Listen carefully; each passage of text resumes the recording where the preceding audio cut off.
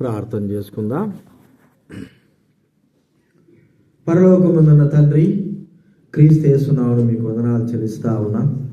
ఈరోజు ఈ పాసందులో బలలో యోగ్యంగా చేయవేయడానికి కొరకై బాగా అనుగ్రహించిన తరుణాన్ని బట్టి స్తోత్రాలు. దేవుని వాక్యం ద్వారా, మీ వాక్యం ద్వారా మాతో మాట్లాడండి, మీ స్వరం చేయండి ప్రభువా.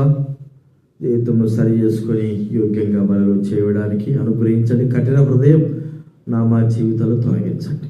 స్తుతి చెల్లిస్తూ, కృతజ్ఞులమే వందనాలు చెల్లిస్తూ యేసు నామమున ప్రార్థించి వేడుచున్నాము తండ్రి.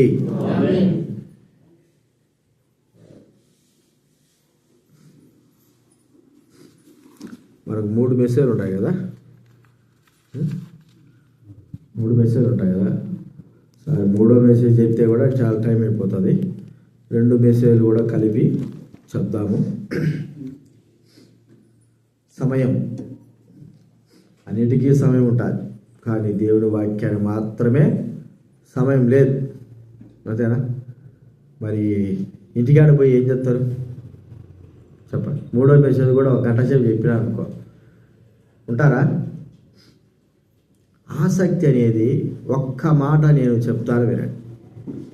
యేసు ప్రభు 5 రొట్టెలు 2 చేపలు పంచిపెట్టిన ముందు అక్కడున్న ప్రజలు ఆయన దగ్గర ఎన్ని రోజులు ఉన్నారు? 3 రోజులు, 3 రాత్రింబగళ్ళు ఉన్నారు. ఏం చేశారు 3 రాత్రింబగళ్ళు? ఇంటికి పోయి మళ్ళా పని చూసుకొని మళ్ళా వచ్చి మళ్ళా కూర్చున్నారా? ఆ 3 రోజులు కూడా ఎట్లున్నారు? 3 రోజులు కూడా ఎట్లున్నారు? ఉపవాసముతో ఉన్నారు. 3 రోజులు ఎట్టున్నారు? ఉపవాసంతో ఉన్నారు. వారికి కావాల్సింది ఆత్మీయమైన ఆహారం, భౌతిక సంబంధం. ఒకవేళ తెచ్చుకునేటారు, ఎంతసేపు ఉంటాయి తెచ్చుకునేటి? ఒక రోజుకే, ఒక పూటకే అయిపోతాయి. కొంతమంది ఎక్కువ తెచ్చుకునేటారు, పక్కన అడుగుతారు, నాకు కూడా ఇలా నేను కూడా తింటా అంటాడు. ఒక రోజుకి అయిపోయాయి. 2వ రోజు ఉపవాసం, 3వ రోజు ఉపవాసం. కానీ ప్రభువు కనికరించాడు. ఏమంటే ఆయన 3 రోజులు నా దగ్గర ఉన్నారు. అందులో వీళ్ళు దూరం నుంచి వచ్చారు, వీరికి నేనేం చేయాలా? మూర్చపోతారేమో. కానీ ఆయన ఆహారము పెట్టక మునుపు వారి యొక్క ఆసక్తిని మనం గుర్తించాలి. అందుకే హెబ్రోన్లో అయినా సరే ఎలాగుండేదంటే, దేవుని శరీర సంబంధమైన ఆకలి కంటే, భౌతిక సంబంధమైన ఆకలి కంటే ఆత్మ సంబంధమైన వాక్యానికి ఎక్కువ విలువ ఇచ్చేవారు. కాబట్టి మనం కూడా గుర్తించుకుందాం, వాక్యము చాలా ప్రాముఖ్యమైనది. అది పోతే మనం రాదు. అసలు ప్రాముఖ్యంగా ఏంటంటే, ఈ రోజంతా ఎవరి దినం? మన దినమే కదా. ఈ రోజంతా 3 గంటలే ప్రభు దినం, తర్వాత మనదే కదా. ప్రభు ఏం చెప్పాడు? ఆ దినము ఆ దినాన ఎవడు ఏ పని చేయకూడదో, ఏం చేయకూడదు, దేవుని సన్నిధిలో కూర్చోవాలి. ఇప్పటికైనా ఇశ్రాయేలు అదే పాటిస్తారు.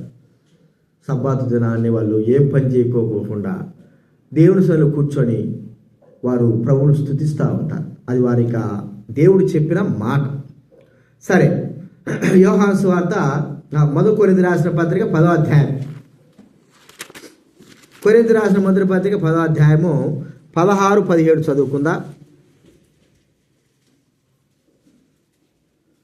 బలలో యోగ్యంగా చేయవేక నువ్వు. 1 కొరింథీ రాసిన పత్రిక 10వ అధ్యాయం 16, 17 వచ్చినా మనం అందరం కూడా కలిసి చదువుకుందాం. మనము దీవించు ఆశీర్వచన పాత్రను త్రాగుట క్రీస్తు రక్తంలో పాలు పుచ్చుకున్నట్టే కదా.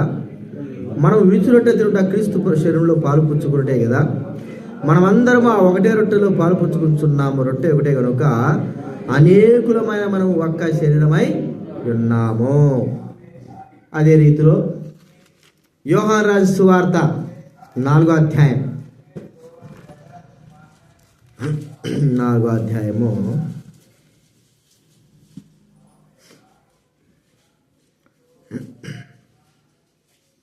28వ వచనం 29వ వచనం చదువుకుందాం. 4వ అధ్యాయం 28, 29. యోహాను సువార్త 4వ అధ్యాయము 28, 29. ఆ స్త్రీ తన కుండ విడిచిపెట్టి ఊరిలోనికి వెళ్ళి మీరు వచ్చి నేను చేసినవన్నీ నాతో చెప్పిన మనిషి చూడి ఈయన క్రీస్తు కాడా అని ఆ ఊరి వారితో చెప్పగా.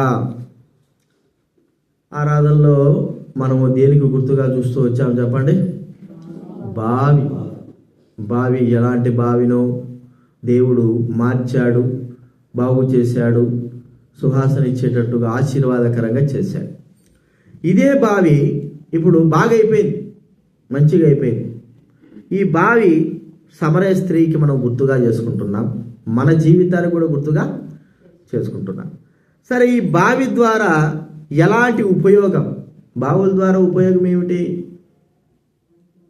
చెప్పండి? ఒకటే ఉపయోగం, నీళ్లు త్రాగడం, సరైన సమయానికి మంచిగా ఎప్పుడు కూడా ఆ బావి యొక్క నీళ్లు త్రాగుతూ ఉండడం, మనకే కానీ మన పశువులకే కానీ అన్నిటి కూడా. అందుకే ఇక్కడ యాకోబు బావి ఆమె అంటా ఉంది సమరయ స్త్రీ, మరి మా పితరుడైనటువంటి యాకోబు తాను తన పితరులైన వారందరూ కూడా తాగి మాకు అనుగ్రహించినటువంటి ఈ బావి నీళ్లు కదా. చూడండి 12వ వచనం చదవండి, 4వ అధ్యాయం 12వ వచనం. తానును తన కుమారులను పశువులను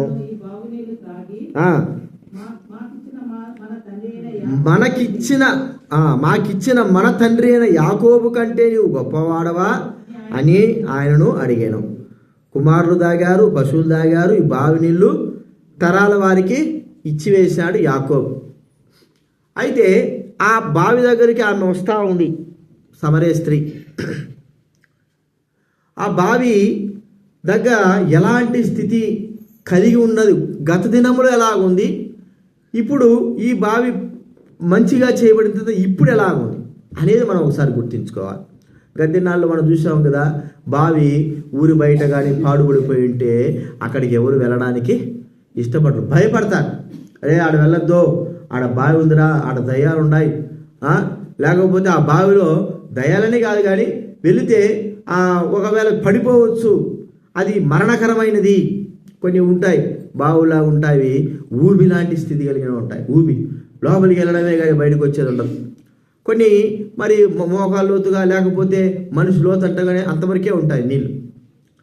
భయమును కొలిపించేటువంటి స్థితి కలిగిన వారం అంటే బావి దగ్గర రావడానికి ఇష్టపడకుండా భయం కొలిపించేది. ఆ బావి చుట్టూ మరి ఆ చెట్లు పెరిగిపోవడము, ఆ చెట్లు ఉన్నంత మాత్రం కాదు కానీ విషపురుగులు తిరగడము, విషపురుగులు ఉన్నంత మాత్రం కాదు కానీ అక్కడికి వెళితే మానవునికి ఏదైనా నష్టం జరగవచ్చు అనేటువంటి స్థితి కలిగి. ఇప్పుడు ఈ సమరయ స్త్రీ బావిలాంటి ఆమె జీవితము ఏమైపోయిందంటే అందరికీ మరి భయం కొలిపేదిగా, నష్టం కలిగించేదిగా, భయభీతులు కలిగించే జీవితం కలిగిందిగా ఉంది. అక్కడ యేసుప్రభు వారు ఆమెతో మాట్లాడుతూ ఉంటే నీకు జీవజలం కావాలన్నా నేను ఇస్తాను అంటే, అయ్యా నాకు ఈ మాటికి బావి దగ్గర రాకోకుండా నేను ఏం చేయాలా, ఆ జలం ఒక్కసారి తాగినానంటే ఎప్పుడు కూడా తప్పకూడదంటే ఆయన ఒక మాట అన్నాడు, నువ్వు వెళ్ళి నీ భర్తను తీసుకురాపో అన్నాడు. ఆమె చక్కగా చెప్పింది, నాకు భర్తే లేడయా అన్నాడు. అయితే ఆయన ఒక మాట అన్నాడు, నీకు 5 భర్తలు ఉన్నారు, ఉండిరి, అయితే ఇప్పుడున్నవాడు నీ భర్త కాదు అని చెప్పాడు. అంటే 5 భర్తలు ఉన్నటువంటి స్త్రీ చివరికి మరి ఆ వివాహం లేకోకుండా తన పాపపు జీవితం, భయభీతుల జీవితం. చూడండి, ఒక స్త్రీ కానీ పురుషుడు కానీ అలాంటి స్థితి మన లైన్లో కానీ మన ఇంటి పక్కన ఉంటే మనకి ఎంత భయం ఉంటుంది, ఎంత భయము, దేని గురించి భయం ఉంటుంది చెప్పండి? మన గురించి, మన పిల్లల గురించి భయం. ఎక్కడికి వెళ్ళి ఆ ఊబిలో పడతారో, ఎక్కడికి వెళ్ళి ఆ స్థలంలోకి వెళ్తారో. ఒకవేళ మనకు అంతటి ఆలోచన లేకపోయినా ఏదో ఒక అనివార్య సమయం వచ్చింది అనుకోండి, ఏదైనా సమయం వస్తే ఆ సమయాన్ని ఆసరా చేసుకొని ప్రజలైన వారు ఏం చేస్తారంటే దాన్ని ఒక పెద్దగా ఆలోచించి మనుషుల్ని అవమాన పట్టించే స్థితిలో కూడా వస్తారు. అంటే ఆ స్థలంలోకి, ఆ ఇంటి దగ్గరికి, అలాంటి స్థితిలోకి వెళ్తే. మాకు తెలిసినటువంటి నా స్నేహితురాలు ఉండాలి, చిన్నమ్మాయి, నా స్నేహితురాలే, వాళ్ళ కుటుంబ పరిస్థితి కూడా అలాంటిదే, పాపపు స్థితిలో ఉన్నవారు. నా స్నేహితురాలు కదా, నేను చిన్నప్పుడు ఒక 10 సంవత్సరాలు 12 సంవత్సరాలప్పుడు ఆడుకునేది, వాళ్ళ దగ్గరికి పోయేది, నా స్నేహితురాలతో ఆడుకునేది, మళ్ళీ వచ్చేది, చేస్తా ఉంటాను. చిన్న వయసు కదా తెలియదు. అయితే ఆ లైన్లో ఉన్న వారికి అందరూ తెలుసు ఆ కుటుంబం ఎలాంటిదో, వాళ్ళ అమ్మ ఎలాంటిదో, వాళ్ళ కూతురు ఎలాంటిదో ఆ కుటుంబం తెలుసు. కానీ నేను చిన్నపిల్లవాడిని కాబట్టి నన్ను ఎవరు పట్టించుకోలే. అదే నేను యవ్వన వయసులో కానీ వెళ్తున్నాను అనుకో, కానీ పాపం జరిగించడానికి కాదు, కానీ ఏదో పని మీద అవసరం వెళ్ళానుకో, ఒక 2-3 సార్లు చూసినానుకో, ప్రజలు ఏమనుకుంటారో చెప్పండి? వీడు ఆ ఇంటికాడికి పోతున్నాడు కదా, అది అట్లా ఇట్లా చేసి మా నాయనకో మా అమ్మకో తెలుస్తుంది. ఇప్పుడు ఏమైపోతుంది, మనం వెళ్ళే పని ఒకవేళ మంచిదానికో ఇదానికో వెళ్తున్నా ఆ యొక్క ఆలోచన కాదు, కానీ మన మీద పడినటువంటి ముద్ర అనేది ఏముంటుంది, ఉంటుంది మన మీద ముద్ర. ఇప్పుడు చూడండి, ఈమె 5 మంది పెళ్లి చేసుకున్నది. పెళ్లి చేసుకోవడం మంచిదా కాదా? అర్థమైందా? పెళ్లి చేసుకునేది ఇడిచిపెట్టాడో చచ్చిపోయాడో మనం మొత్తాన మాత్రం 5 మంది చేసుకున్నది. పెళ్లి చేసుకోవడంలో తప్పు లేదు కదా, వివాహం అన్నిటికంటే ఘనమైంది. కానీ ఇప్పుడు ఏం చేసింది ఆమె? పెళ్లి చేసుకోలేదు. అర్థమైందా మీకు? ఇప్పుడు ఒకప్పుడు పెళ్లి చేసుకున్నది, లోకంలో మర్యాదకరంగా జీవించింది, చచ్చిపోయినారో విడిచిపెట్టినారో మొత్తాన మాకు తెలియదు, మొత్తాన మాత్రం వివాహం చేసుకున్నది. ఇప్పుడున్న సమయం ఏంటంటే, ఇప్పుడున్న వ్యక్తి ఏంటంటే వివాహము కానటువంటి వ్యక్తి. అర్థమైంది మీకు? ఇప్పుడు వివాహం కానటువంటి వ్యక్తితో ఆమె సహజీవనం చేస్తాం. ఈ సందర్భాన్ని బట్టి ఆ గ్రామం అంతా కూడా ఆమె ఎలాంటిదో వాళ్ళు గుర్తిస్తూ వచ్చారు. అర్థమైందా? ఆ సందర్భం కూడా ఆమె మరి మధ్యాహ్నం 12 గంటలకి మరి నీళ్లు చదువుకోవడానికి ఆమె రావడం మనం చూస్తూ ఉంటున్నాం. సాయంత్రమో లేకపోతే ఉదయమో ఎవరైనా సరే నీళ్ళు చదువుకోవడానికి, ఉదయం పూట ఏం చేస్తారు, పనులు చేసుకోవడానికి చదువుకోవడానికి పోయేస్తారు. సాయంత్రం పూట పనులన్నీ చేసుకొచ్చిన తర్వాత బావి దగ్గరికి వచ్చి చదువుకుంటారు. ఆమె ఈ మధ్యాహ్నం పూట ఏం పని వచ్చింది? తన జీవితంలో ఒక పాప సంబంధమే జరిగింది. ఒకప్పుడు బాగానే ఉన్నది, వివాహంతో ఉన్నది, మంచిగా ఉన్నది, చచ్చిపోయినారో లేదో మనకు తెలియదు మొత్తాన్ని మాత్రం. కానీ ఇప్పుడున్నటువంటి సహవాసం ఏమైందంటే పాపపు సహవాసము. బాగా అర్థం చేసుకుంటున్నారు కదా, పాపపు సహవాసం అంటే ఇలాంటి సహవాసం కలిగినటువంటి ఈ స్త్రీ దగ్గరికి రావడానికి ప్రజలైన వారు భయపడేవారు. పాపముతో ఉంటున్న వ్యక్తులకి దగ్గరికి వెళ్ళాలంటే చాలా వరకు దుర్మార్గంగా మోసకరంగా జీవించే ఇండ్లకు కానీ ఆ వ్యక్తులతో సహవాసం చేయడానికి కానీ కొంత ఆలోచిస్తాం. మనమే కానీ మన పిల్లలు వాళ్ళకి తెలియదు, కానీ మనం వాళ్ళు చెప్తాం, రే వాళ్ళతో సహవాసం చేయొద్దు, ఆ ఇంటికాడ పోవద్దు, అక్కడ ఉండకూడదు. ఎందుకంటే వారి స్థితిగతులు మనకు తెలిసినాయి కాబట్టి. ఒకవేళ మనం ఏదో 2-3 సార్లు వెళ్ళి ఉంటే ప్రజలు ఏమంటారు చెప్పండి? వారిని కూడా వారితో పాటు మనల్ని కూడా కలిపి మాట్లాడతారు కదా. అర్థమైంది మీకు? ఇప్పుడు ఈమె జీవితము ఎలాగుందంటే ఇతరులకు భయం కల్పించేదిగా, ఇతరులు బాధపడే రీతిగా ఆమె జీవితం ఉన్నప్పుడు ఇప్పుడు ఎలాగ మార్చబడింది చూడండి.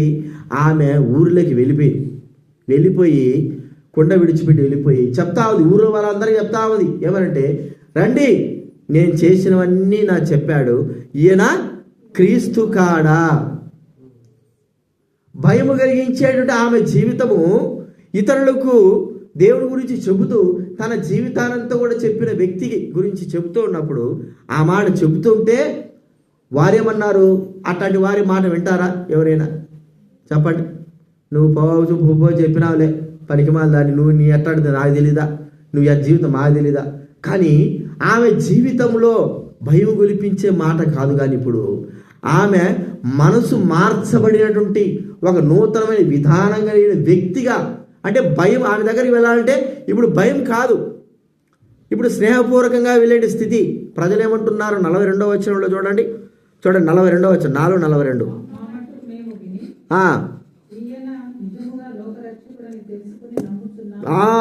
ఈయన నిజముగా లోకరక్షకుడు. చూడండి, ఆయన మాటలు విన్నందున ఆ ఊర్లో వారందరూ చూడండి, ఆ స్త్రీ 39వ వచనంలో నేను చెప్పినవని నాతో చెప్పినని సాక్ష్యం ఇచ్చిన స్త్రీ యొక్క మాటను బట్టి ఆ ఊరిలోని సమరయులు అనేకులు ఆయనందు విశ్వాసం ఉంచారు. ఒక స్త్రీ పాపాత్మురాలు, మరి మోసగత్య లేకపోతే దుర్మార్గంగా ప్రవర్తించే పాపంలో జీవించిన వ్యక్తి చెప్పినటువంటి మాటలు ఆయనను నమ్మడానికి కారణమయ్యాయి. చూడండి ప్రియమైన వారు, మనం చూస్తూ ఉంటే మనల్ని బట్టి ఇతరులు భయపడే విధంగా మన జీవితం ఉండకూడదు కాదు, కానీ మనల్ని బట్టి మన జీవితాన్ని బట్టి ప్రేమపూర్వకంగా ప్రభు దగ్గరకు వచ్చే విధంగా ఉండాలి. ఇక్కడ వినాలిక నిద్రపోతున్నారా? వచ్చిందే మళ్ళీ ఇప్పుడు 1 గంటగా ముగించాలట. ఏం ముగిస్తావు చెప్పు? నాకు గంటకు పని చెప్పాలి. మీరు నిద్రపోతుంటే నేను ఏం చేయాలా? నాకే 3:30 నుంచి నిద్ర పట్టక వచ్చి ఇక్కడ కూర్చొని మా నిద్ర వస్తేనే ఉంటే మీరు బాగా సల్లా నిద్రపోతుంటే వాక్యం చెప్తుంటే ఏం చేయాలి చెప్పండి? నిద్రపోవద్దు దయచేసి. నిద్రపోయేటట్టయితే మోకాల మీద కూర్చుంటాం కదా, ప్రార్థన చేసాడు, నిద్ర రాదు. అది గుర్తుపెట్టుకో. నిద్రపోవడానికి కాదు మనం వచ్చింది. పెద్దోళ్ళగా మనం వస్తా సైతాన్ చేసే పని, అది వాక్యం అనకుండా చేసే పని. ఇక్కడ మనం చూస్తుంటే మనం దగ్గర రాడు ఇష్టపడేవారుగా ఉండాలి. ప్రియమైన వాళ్ళరా, మన జీవితం ఒకప్పుడు ఎలాగుందో తెలియదు, కానీ ఇప్పుడు మనమంటే ఇష్టపడేవారుగా ఉండాలా? ఇష్టపడే రీతిగా మన జీవితం ఉందా? అప్పుడు అట్టే ఉంటుంది, ఇప్పుడు అట్టే ఉంటుంది. ఇది మనసు మార్చడం ఏముంది అప్పుడు? అప్పుడు అలాంటి జీవితమే, ఇప్పుడు అలాంటి జీవితమే. ఇతరులు భయపడే జీవితం. మరి మన పాప సంబంధాన్ని బట్టి భయపడి మన దగ్గర రాకుండా ఉండే జీవితం. ప్రియమైన వాళ్ళని గుర్తించుకుందాం. మనల్ని ప్రేమించే వారిని మనము సంపాదించుకోవాలి. మనల్ని ద్వేషించేవారు, మనల్ని లేకపోతే మనకంటే భయపడేవారు కొంతమంది అనుకుంటారు, నేనంటే అంత భయము కదండి, అంతేనా? ఇప్పుడు పిచ్చుకోకపోతాను బయట, అది మనకంటే చిన్నదే, మన మోకాల కిందే ఉంటుంది. అర్థమైందా మీకు? కుక్క పిల్లకు పిచ్చి పడితే బాగా గుర్తుపెట్టుకోండి, ఎంత పెద్ద కుక్క అయినా సరే భయపడాల్సిందే. అర్థమైందా మీకు? ఇప్పుడు చిన్న కుక్క పిల్ల ఉందనుకో, ఒక్క అడుగు కుక్క పిల్ల, దానికి పిచ్చి పడితే ఎంత పెద్ద ఫైల్ మన కుక్క అయినా సరే భయపడి పరిగెత్తది. మీరు ఎప్పుడైనా చూడండి. ఎందుకంటే అది కలిస్తే, చిన్న కుక్క పిల్లైనా కలిసితే దీనికి పిచ్చి వస్తుందని దానికి తెలుసు. దాన్ని చంపడం ఒక పెద్ద కుక్కకి ఒక పెద్ద పనేం కాదు. అర్థమైందా మీకు ఇప్పుడు? కానీ అది అనుకోని రీతిలో దీన్ని గరిచింది అనుకో, అర్థమైందా? దీన్ని పిచ్చి పడుతుంది. ఎందుకు మనల్ని చూసి అందరూ భయపడిపోతారు? ఎందుకు మనల్ని అంటే ఇష్టం లేకుండా దూరం ఉంటారు? మనం అనుకుంటారు, నన్ను చూస్తానే చూడి పక్కకు పోతున్నారు, నన్ను చూస్తానే చూడి ఇట్లా అంటారంటే మనకు పిచ్చి పట్టే. పిచ్చి అంటే అర్థం ఏమిటి? మనం భయపెడుతున్నాం. భయస్థులముగా మనము ఇతరులకు భయభ్రాంతులుగా జీవించే ఈ స్త్రీ, సమరయ స్త్రీ ఎలాగుందంటే, అంటే తన జీవితం అలాగుంది. ఏమో ఈమె దగ్గరకు పోతే లోకం ఏమనుకుంటాదో, ఏమో ఈమెతో కలిస్తే ఏమనుకుంటాదో, ఈమె జీవితం ఇలాగుంది కదా, ఈమె జీవితంగా మార్చబడలేదు కదా. మరి ప్రభువుని అంగీకరించిన తర్వాత ప్రజలైన వారు ఆమెతో మాట్లాడుతున్నారు. ఏమనంటే, నువ్వు చెప్పిన దాన్ని బట్టి కాదు, మేము చూసినాం, ఆయన నమ్మినాం.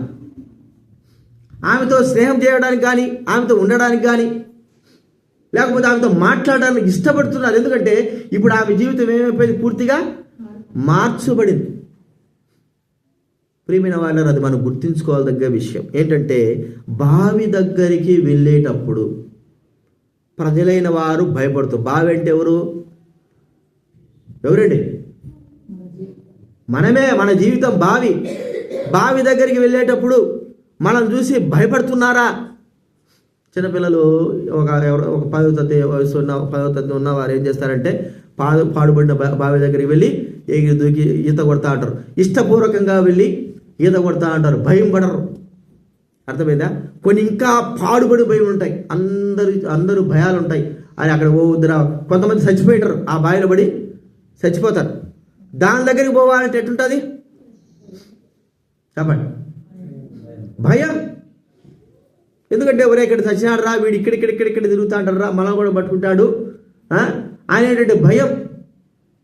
ప్రియమైన వాళ్ళరా, మన జీవితము ఎలా ఉండాలి అంటే, ఇతరులు భయభీతులుగా ఉండడం కాదు, కానీ ఇతరులు ప్రేమపూర్వకమైనటువంటి జీవితం ఉండాలి. అదే మనం గుర్తించుకోవాలి. అది క్రీస్తు యేసు ప్రభు దగ్గరికి మరి ఎందుకు ఆయన అంటే భయపడుకోకుండా ఉంటున్నారు? ఆయన ప్రేమకు ఆహ్వానితులైనారు. ఆయన మాటకు 100 మంది ఆహ్వానితులైనారు.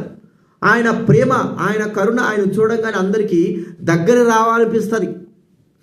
కొందరు చూస్తే ఎట్టుంటుంది చెప్పండి? కొందరు చూస్తే ఒక ఉదాహరణ, అది సామెత, కొందరు చూస్తే తన బుద్ధి అవుతుంది, కొందరు చూస్తే పెట్ట బుద్ధి అవుతుంది అన్నట్టుగా. కొందరు చూస్తే ఎట్టుంటుంది, దూరంగా పోవాలనిపిస్తుంది. కొందరు చూస్తే దగ్గరగా వాళ్ళు హత్తుకోవాలనిపిస్తుంది. ప్రియమైన వారిని మనం గుర్తించుకుందాం. అంటే మనలో ఉన్న స్వభావం అలాంటిది, మనలో ఉన్న స్వభావం. పిల్లలు చూడండి ఎట్లుంటారు. పిల్లల యొక్క స్వభావం ఏమిటి? తల్లిదండ్రుల దగ్గర ఏమిటి? మా కొడుకున్నాడు, వాడు ఇప్పటికీ కూడా వాడు ఇంకా మా భార్య వాడిని ఇంకా పిల్లగాడి కంటే ఎక్కువ అద్మానం చేస్తాను. వాడు బైబిల్ చదివేటప్పుడు ఎక్కడ కూర్చుంటాడు?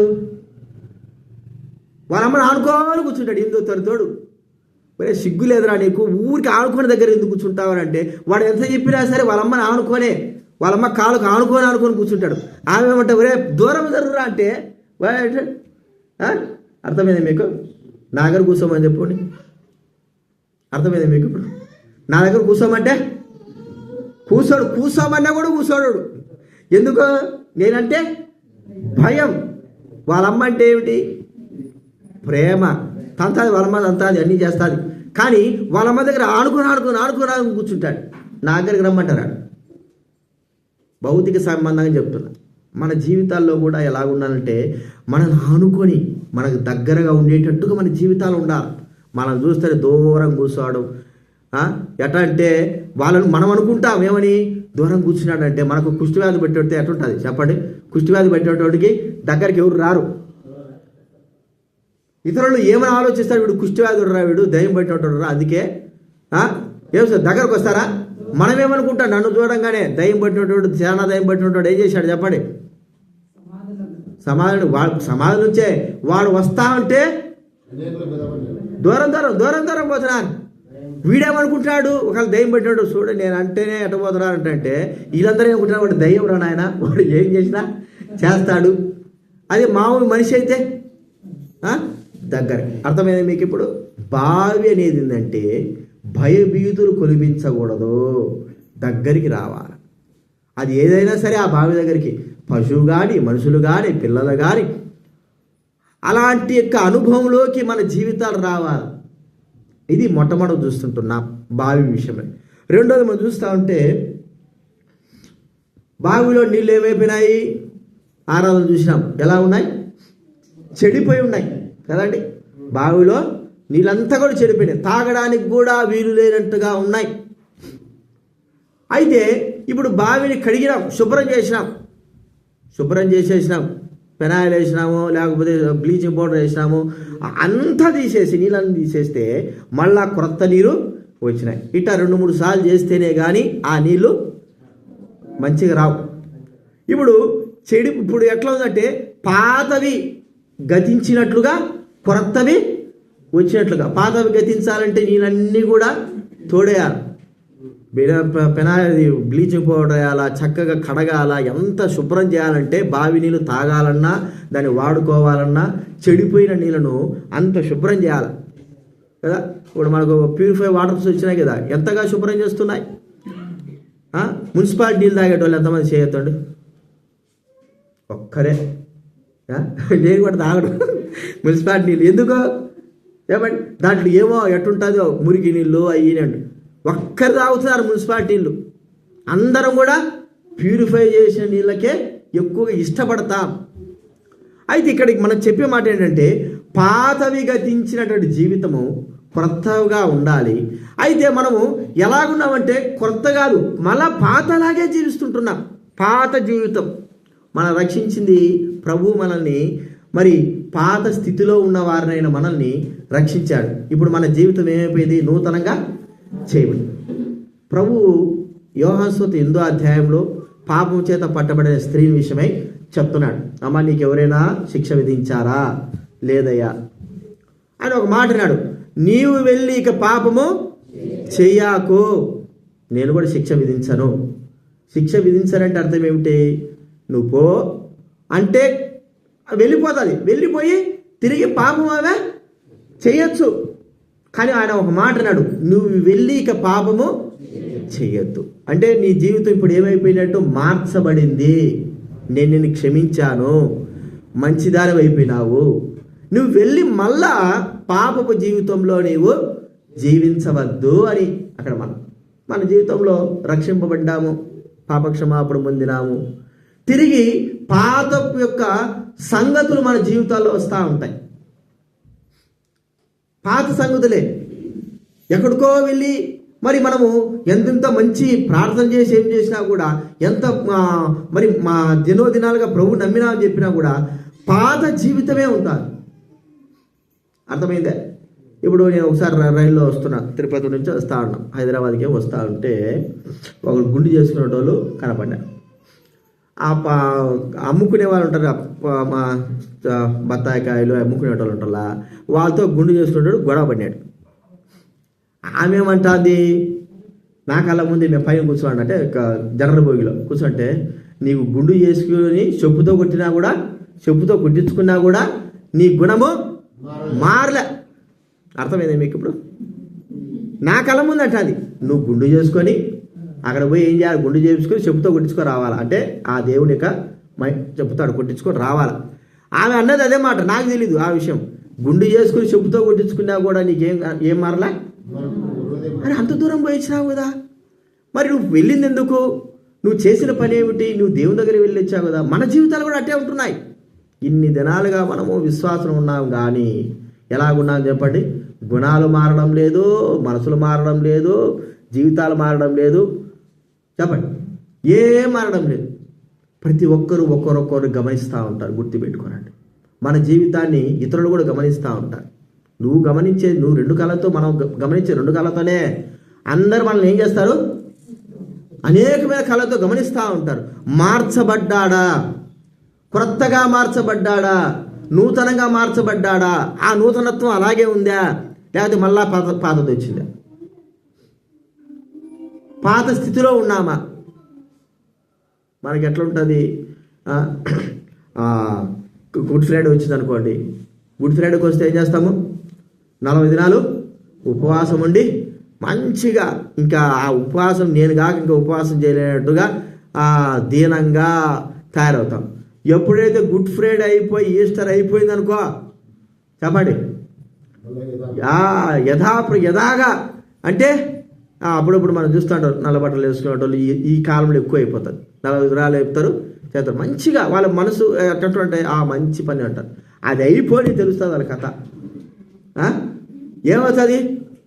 ఈ 40 దినాలు మనం చేసే ఏ దినాల్లో 40 దినాలు ఎలాగ ఉన్నామో వాటికి మించిన వారంగా మనము తయారవుతాం. చూడండి, జీవితం కూడా ఎలాగుంది. బావి మార్చబడి నీళ్ళు తోడేసినాం, తోడేసి నీళ్ళు ఏమైపోవాలా? మధురంగా రావాలి. అయితే తోడేసి నీళ్ళు అట్టున్నాయి, మరుసటి రోజు చూస్తుంటే మళ్ళా పైనంతా పాచి పెట్టినట్టుగా, బ్యాక్టీరియాలతో వచ్చినట్టుగా. ఎన్నిసార్లు తోడేస్తేనే కూడా అట్టే తోడేస్తున్నాము, కానీ వచ్చే నీళ్ళంతా కూడా. జీవితం కూడా ఎలాగుందో ఒకసారి గుర్తించుకోవాలి. ప్రియమైన వాళ్ళరా, మన జీవితము మరి ఇతరులు తాగేటట్లుగా, క్రొత్తదిగా, మధురముగా రోజు మనలో ఉన్నటువంటి ఆ నీళ్ళు తోడేస్తా ఉంటే నీళ్ళు ఎట్లా ఉంటాయంటే మధురంగా మారుతాయి, శ్రేష్టంగా మారుతాయి. కాబట్టి గుర్తించుకుందాం, పాత జీవితము అలాగే ఉందా, లేకపోతే కొత్త జీవితంలోకి వచ్చావా? పాత జీవితమే కనబడుతుందా? పాత పద్ధతులే, పాత యొక్క నడవడికే కనబడుతుంటుందా? పాత స్థితే కనబడుతుందా?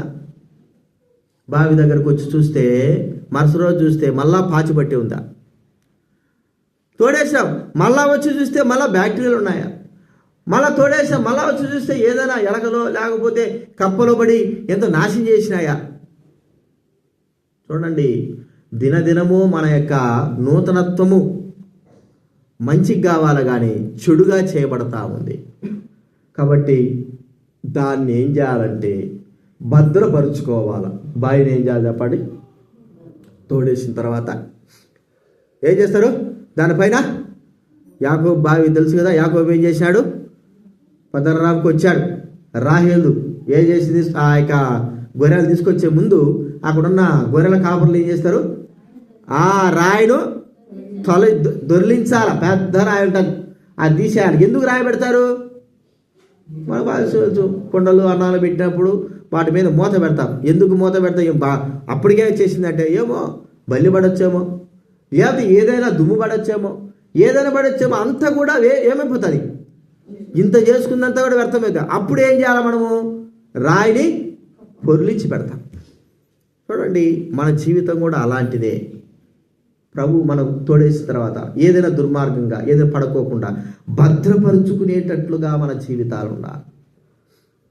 ఈ దినాల్లో అలాగ లేవు. ఎలాగున్నామో మనకే బాగా తెలుసు. ప్రియమైన వాళ్ళ, రోజు రోజుకి మన జీవితాలు ఎట్లున్నాయంటే పాత జీవితంగా, ఇంకా పాత జీవితంగా, పాతగా, మరి ఒకప్పుడు కాదు కానీ ఇప్పుడు ఇంకా వాసన కొట్టేటట్లుగా ఆ నీళ్లుగా మనం మార్చబడతా ఉంటున్నాం. దగ్గరకు వస్తే వాసన, జీవితం వాసన, మరి ఆ జీవితం అంతా కూడా వాసనతో నిండిపోతూ ఉంది. పాతవి గతించలేదు, పాతవి అలాగేనే ఉన్నాయి. ఇంకా కొత్త సంవత్సరం వస్తుంది.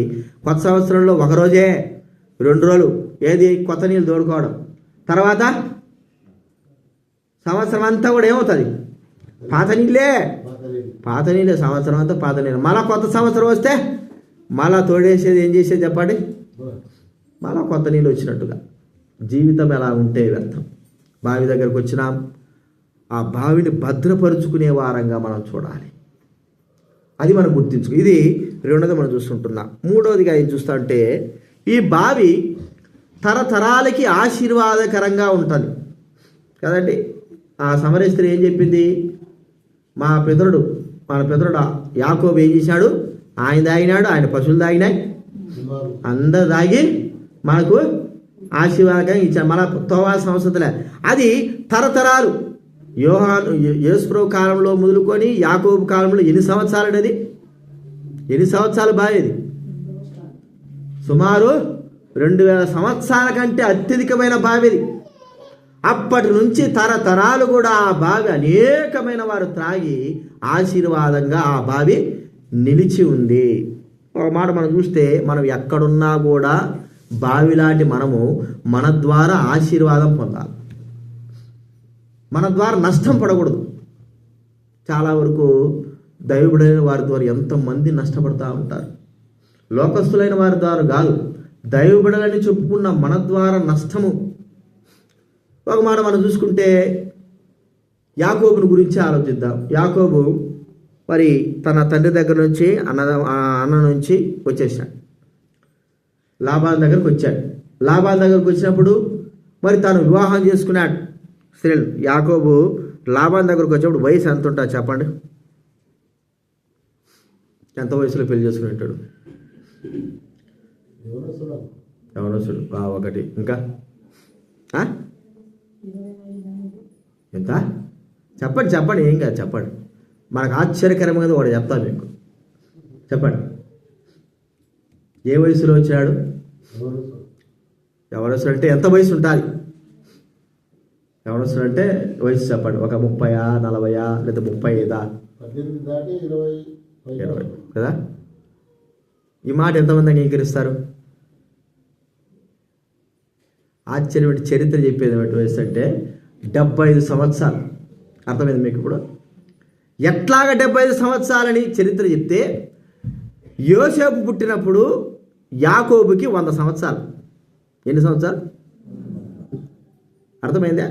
యోసేపు పుట్టి 30 సంవత్సరాలు అని చెప్పాడు కదా. 30 సంవత్సరాలు వచ్చినప్పుడు యాకోబు వయసు చెప్తాడు ఎంత అంటే నాది 130 సంవత్సరాలు. అర్థమైందా మీకు ఇప్పుడు?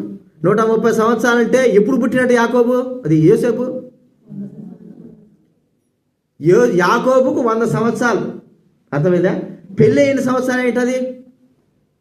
25 సంవత్సరాల కింద. అంటే 75 సంవత్సరాలప్పుడు యాకోబు ఏం చేశాడు? పెళ్లి. చరిత్ర అది.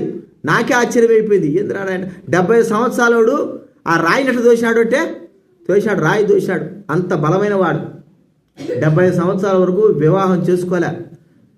అది మీకు చరిత్ర చదవండి, తర్వాత తెలుస్తుంది. యోసేపు ఆ యొక్క వయసును బట్టి యాకోబు వయసును టాలీ చేస్తే 75 సంవత్సరాలప్పుడు యాకోబు వివాహం చేసుకున్నాడు.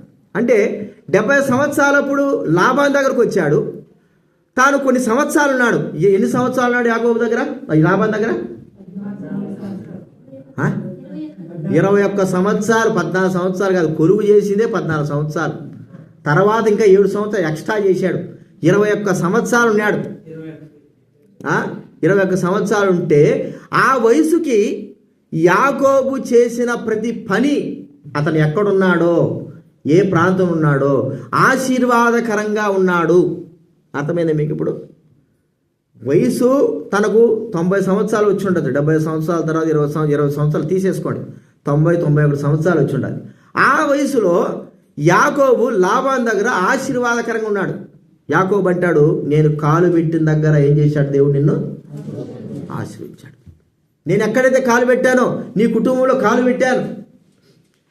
నా వయసు కాదు ముఖ్యం, నేను వచ్చినప్పటి నుంచి దేవుడు నిన్ను బహుగా ఆశీర్వదించాడు. ప్రియమైన వాళ్ళరా, మనము ఏ వయసులో ఉన్నామని కాదు, కానీ ఎక్కడ ఉన్నా కూడా ఆశీర్వాదకరంగా, యాకోబు తవ్వించిన బాయి కొన్ని వందల సంవత్సరాలు కూడా ఆశీర్వాదకరంగా అక్కడున్న వారందరూ కూడా అనుభవిస్తూ ఉన్నారు. యోసేపు గురించి చూద్దాం. యోసేపు మరి ఎవరి జీవితంలోనే ఐగుప్తు దేశంకి వెళ్ళిపోయాడు. ఐగుప్తు దేశంలో సుమారు 13 సంవత్సరాలు ఉంటే యోసేపు ఎక్కడ ఉంటే అక్కడ ఆశీర్వాదమే. పొతిఫెర దగ్గర ఉంటే ఆశీర్వాదం, చెరసాల్లో ఉంటే ఆశీర్వాదం. ఐగుప్తు దేశంలోకి అధికారైనా కూడా ఎవరికి ఆశీర్వాదం? యోసేపు ఆశీర్వపడమే కాదు, తనతో పాటి పొతిఫెరు, చెరసాల, ఇంకా ఐగుప్తు దేశమంతా కూడా ఆశీర్వాదకరంగా ఉంది.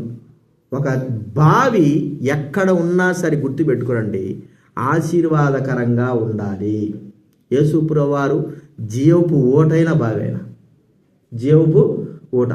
ఆయన ఎక్కడ యెరూషలేములో ఉండి ప్రపంచమంతటా కూడా ఆశీర్వాదానికి కారకుడుగా ఉన్నాడు.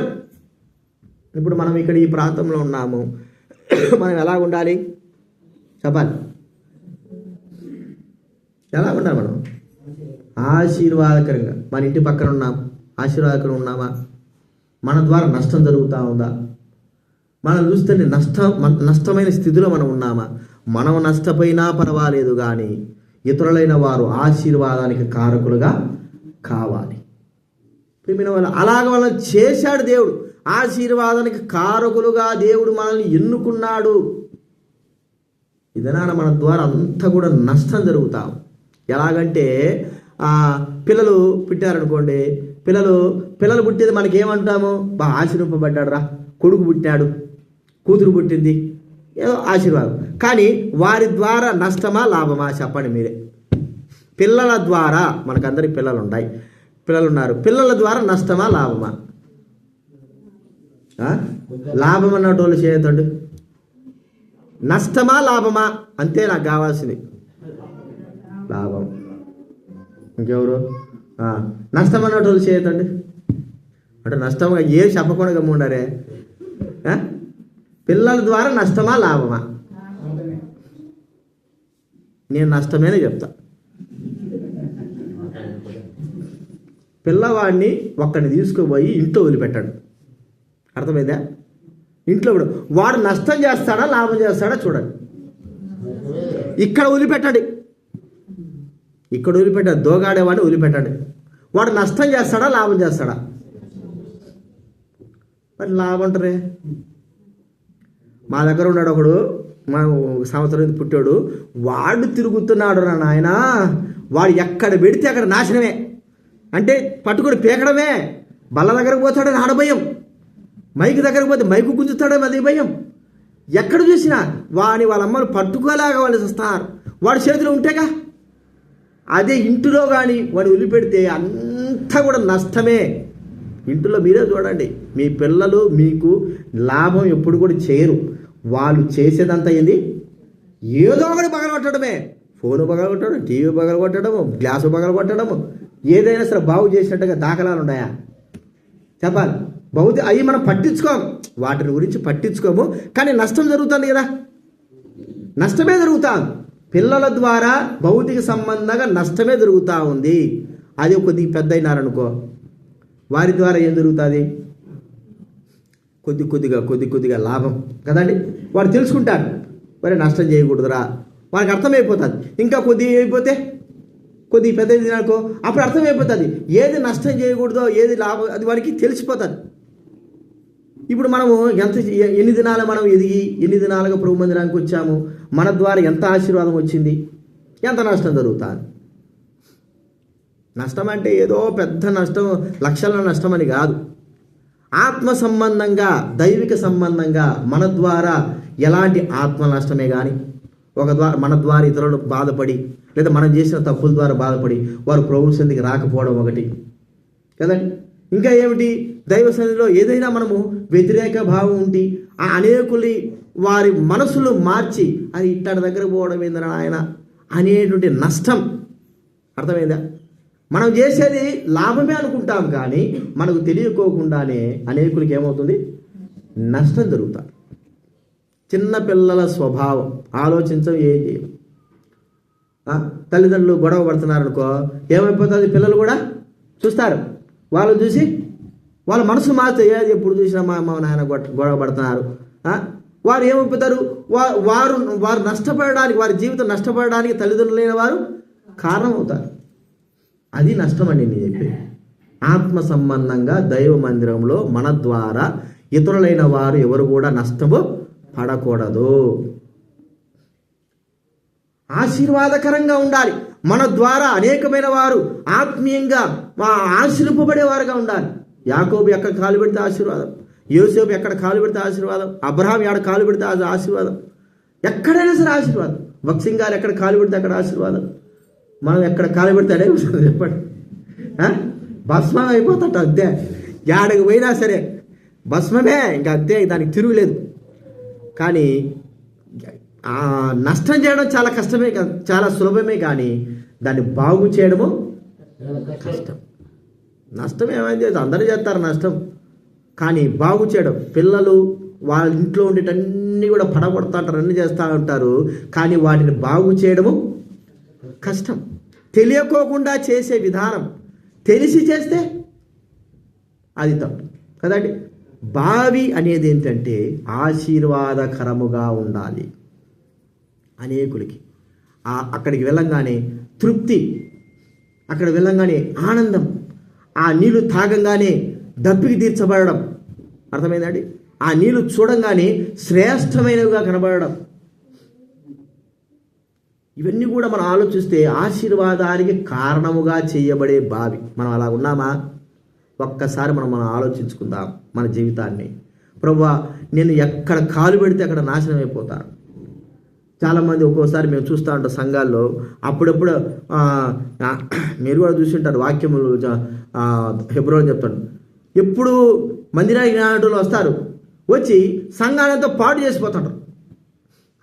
వారికేదో మిడిమిడి జ్ఞానం చేత వారు సంఘాన్ని పాడు చేసేవారుగా, నష్టపరిచేవారుగా ఉంటారు.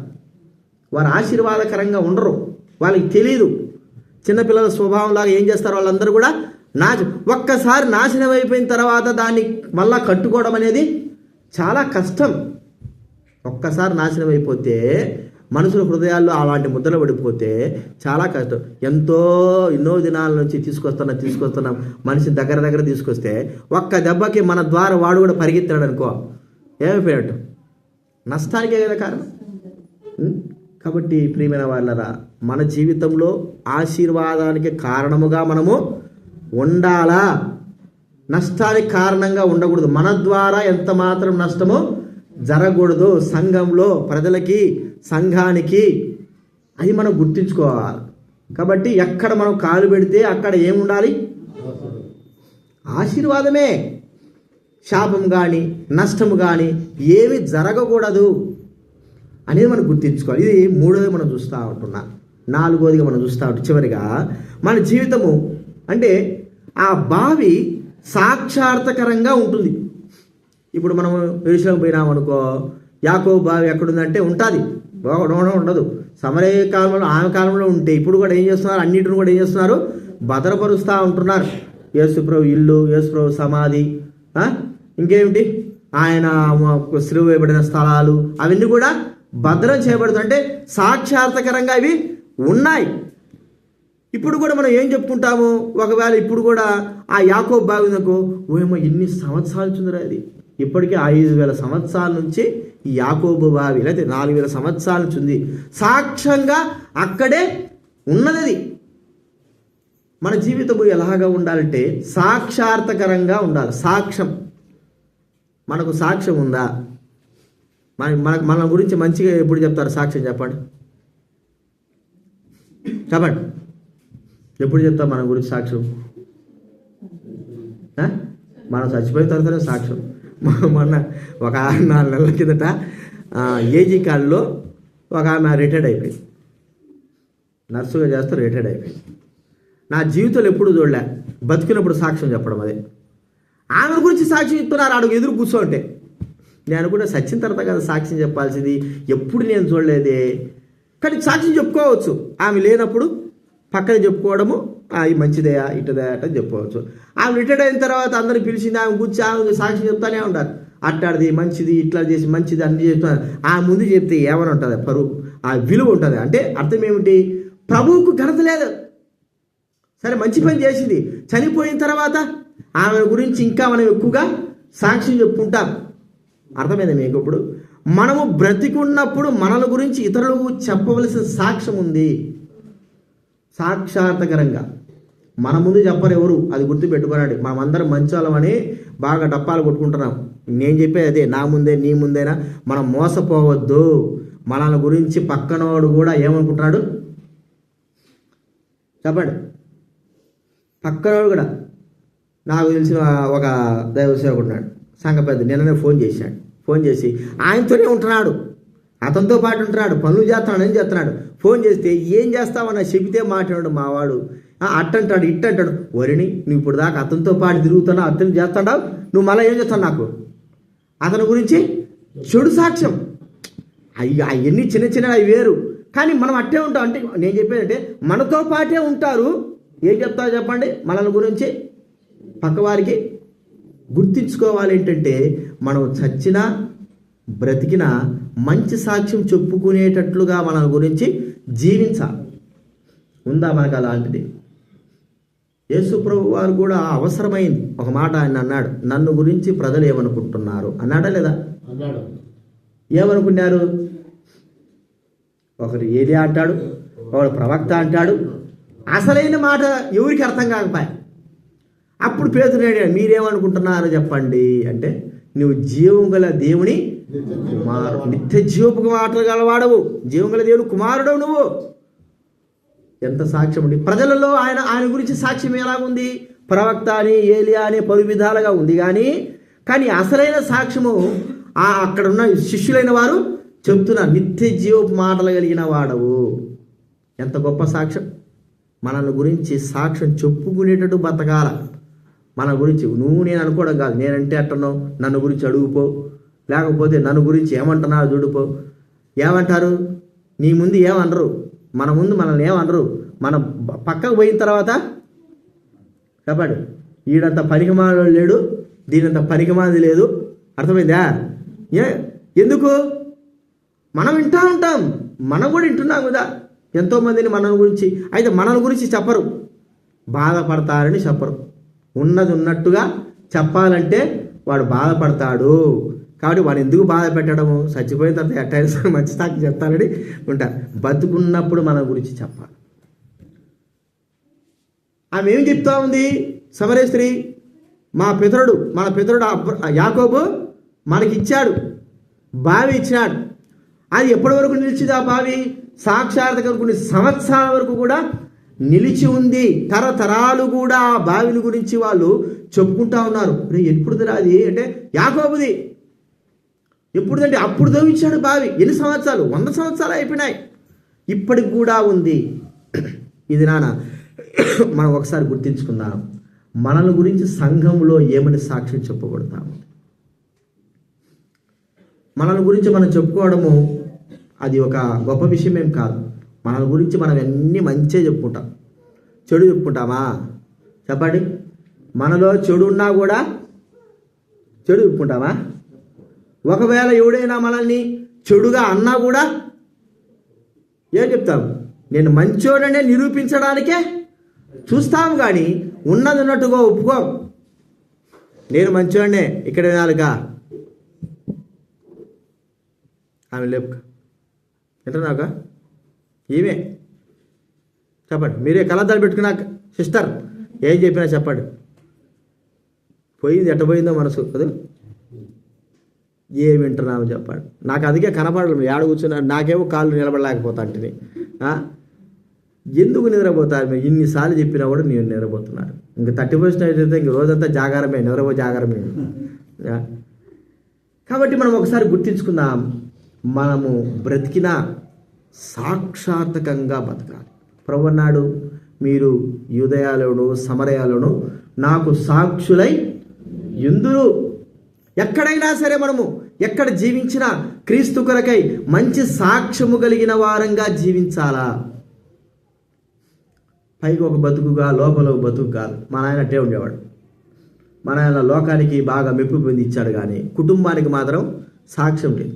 చచ్చిన తర్వాత మా అమ్మ వచ్చింది, మా చెల్లెలు వచ్చింది, చచ్చిపోయిన తర్వాత ఏడవాలి కాబట్టి అర్థమైంది మీకు. ఇప్పుడు మా ఆయన గురించి చెప్పుకోవాలంటే చెప్తున్నాను, ఏడవాలి కాబట్టి ఏడిచారు. అర్థమైందా? నిజంగా హృదయపూర్వకంగా ఏడుపు కాదు అది, హృదయపూర్వకంగా చచ్చిపోయాడు. ఏడవకపోతే చూడి పెళ్ళాం కూడా ఏడసలేదు, కూతురు కూడా ఏడసలేదు అంటారని ఏడ్చాడు. అంటే జీవితం ఎట్ట జీవించినాడు? రక్షణ లేదులే, చనిపోయినాడు. ఎట్ట జీవించినాడు?